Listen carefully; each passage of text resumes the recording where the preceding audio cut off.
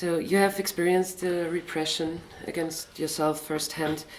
Austria recently fell 70 places down in press freedom ranking between 2022 and 2023. In the panel you also talked about the illness that is spreading now when it's about the freedom of press, also in Europe. Why do you think is it spreading? Also to states where the moral is really high and it's sad that the press is free. I remember 2-3 years ago, I was watching Mr. Armin Wolf on TV questioning the Prime Minister, I guess Mr. Kunz, Chancellor Kunz then. And in a TV interview, he disrupted him and accused him that you are not telling the truth. So it was something we forgot in Turkey. It's almost impossible to question, even interview the president or the prime minister. Forget about telling him that he's a liar. So this tendency, it used to be possible 10 years ago. So what happened in the last 10 years in Turkey? Step by step, this populist movement conquered the whole media arena. They bought TV stations, they bought newspapers, they banned some newspapers, they put journalists in jail, they changed the law. And step by step, we felt that we are getting our area of freedom shrinking. Then we found ourselves in jail, attacked, our colleagues gave up, some of them went to exile, some of them in jail, some of them resigned. So we lost our media. So it should be a lesson to other, So we were discussing if we should give them a platform, parties like AfD in Turkey 20 years ago. Should we allow them, give them a platform? Should we isolate them, etc.? Unfortunately, I'm seeing the same discussions nowadays in Germany. Should media let them use their platform, etc.? And Turkey is a very good example of how we lost our freedoms in a decade. So you should be very careful. Unfortunately, this illness is knocking your door. So that's why I'm trying to scream here that be careful. So defend your democracy, because it's so fragile that one morning you can lose it. We are very young journalists in the making. Is there any tips you got for us? Yeah, I was the editor-in-chief of a newspaper in Turkey, and when I employ someone, I used to ask, are you talented enough? Are you, working hard on your area, etc.? But in the last decade, I started asking, are you courageous enough to be a journalist? So it's more about courage now, rather than talent. We can teach people how to be talented, how to write their articles, how to investigate. But it's difficult to convince them to write a story knowing that the next morning the police will be knocking your door. Then you need journalists. Then you need courage. Real journalists are now in the Israeli conflict. They are, in the war zone. Some others in China, in prison. In Russia, in exile. So in Mexico, fighting against the drug cartels.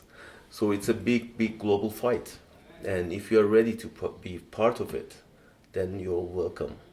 If not, try to find something else, more secure. How do you still find courage after what happened to you? Maybe because what happened to me, not after this.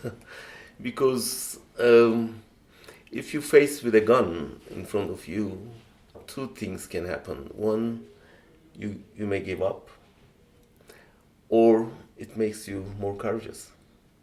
So the second option worked for me. So because I saw it, it could have been successful. Then I was not be here. Then I realized that, if this is the life, So I should leave it as it is. So I should do something for my life, for my son's life, for my country, for the humanity. And if my government is, keeping something from the from the public, this is my duty now.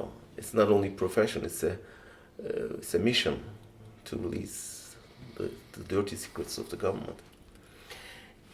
Turkey today, Erdogan won again. You were talking about that in the panel. Is there another person in Turkey currently in the political sphere where you say he would be the better man? I mean, there will be one, but where you say this person could bring press freedom back or in a better state in Turkey? Of course, yeah. He's in jail. Or there are some people in cemeteries. We are visiting them either in jail or in cemeteries. So all the candidates, unfortunately, of course, as we see them as hope, the government see them as threats. So either they kill them or put them in jail. So there are many courageous and really democrat people in Turkey, and unfortunately under very heavy conditions. But is there anybody who is actually in the place to become powerful, or is it fully impossible? The problem is, your courage, your being a hero, doesn't work because the system cannot let you run for presidency.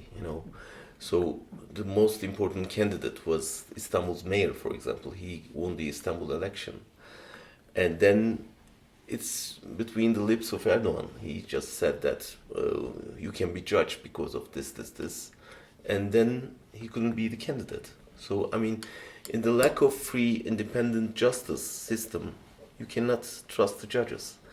Then how brave you are doesn't mean anything, because the system don't let you. And the Kurdish leader, Demirtas, for example, he's been jailed for 7 years. He's, for me, a perfect candidate for presidency. But, I mean, he's accused of being involved in terrorist activities. It's so easy, for an autocrat to put an opponent in jail or send him in exile. Then you don't have the means to struggle against it. So that's why it's not a local issue, it's a global issue. So it's the same in Russia, you see it. It's the same in Poland. I don't know how come they changed it.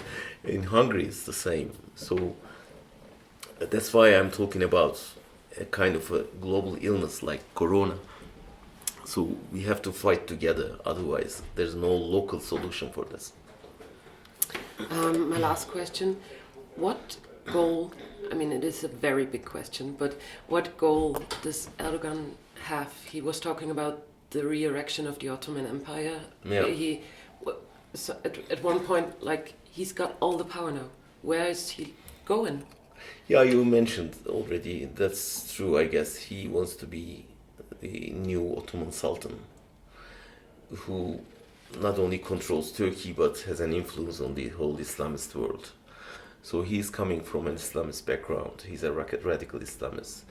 That's why he thought that it would be possible for him to, be the representative of the Islamic world against the Westerns. But I can understand that. Every politician has the right to have a dream like this. But Turkey is a republic, a democratic republic, so 100 years old. And he wants to change the core of the republic, and turn into an Islamist one. So we cannot let him do it. But he's almost at the edge of achieving this goal, unfortunately. Not in the sense of the whole Islamic republic, but for democratic Turkey, he's destroying the very basics of the republic. And we have to do something against it, and we will not let him do it. I thank you very much. Thanks a lot.